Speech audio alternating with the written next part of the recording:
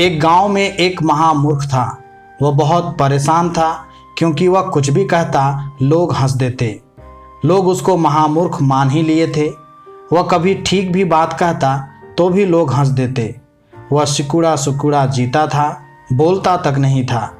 ना बोले तो लोग हंसते थे, बोले तो लोग हंसते थे। कुछ करे तो लोग हंसते थे, ना करे तो लोग हंसते थे। उस गांव में एक फकीर आया। उस महामूर्ख ने रात उस फकीर के चरण पकड़े और कहा कि मुझे कुछ आशीर्वाद दो।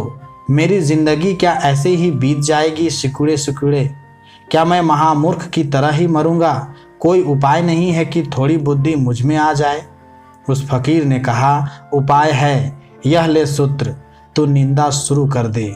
उसने कहा, निंदा से क्या होगा? फकीर ने कहा, 7 दिन तू कर और फिर मेरे पास आना। उस महामूर्ख ने पूछा, करना क्या है निंदा में? उस फकीर ने कहा, कोई कुछ भी कहे तो नकारात्मक वक्तव्य देना। जैसे कोई कहे कि देखो कितना सुंदर सूरज निकल रहा है, तो कहना इसमें क्या सुंदर है, सिद्ध करो। सुंदर कहाँ है, क्या सुंदर है?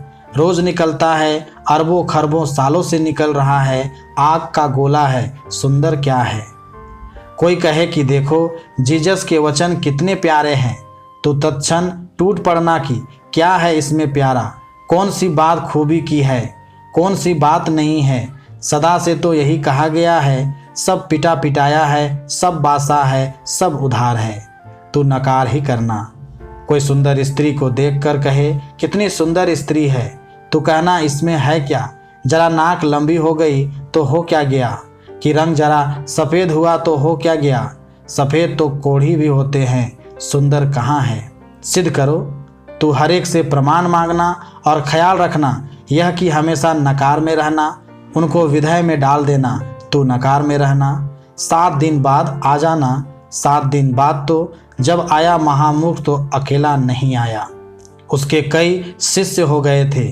वह आगे आगे आ रहा था, फूल मालाएं उसके गले में डली थी, बैंड बाजे बज रहे थे। उसने फकीर से कहा कि तरकीब काम कर गई।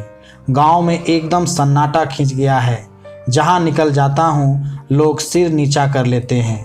लोगों में खबर पहुंच गई है कि मैं महामेधावी हूं, मेरे सामने कोई जीत नहीं सकता। अब आगे क्या करना है? उसने कहा, आगे तो कुछ करना ही मत, बस तू इसी पर रुके रहना। अगर तेरे को मेधा बचानी है, कभी विधेय में मत पड़ना। ईश्वर की कोई कहे तो तत्क्षण नास्तिकता प्रकट करना। जो भी कहा जाए तू हमेशा नकारात्मक वक्तव्य देना। तुझे कोई ना हरा सकेगा, क्योंकि नकारात्मक वक्तव्य को असिद्ध करना बहुत कठिन है। मित्रों, ईश्वर को स्वीकार करने के लिए बड़ी बुद्धिमत्ता चाहिए, बड़ी सूक्ष्म संवेदना चाहिए, हृदय का अत्यंत जागरूक रूप चाहिए, चैतन्य की निखरी हुई दशा चाहिए, भीतर थोड़ी रोशनी चाहिए।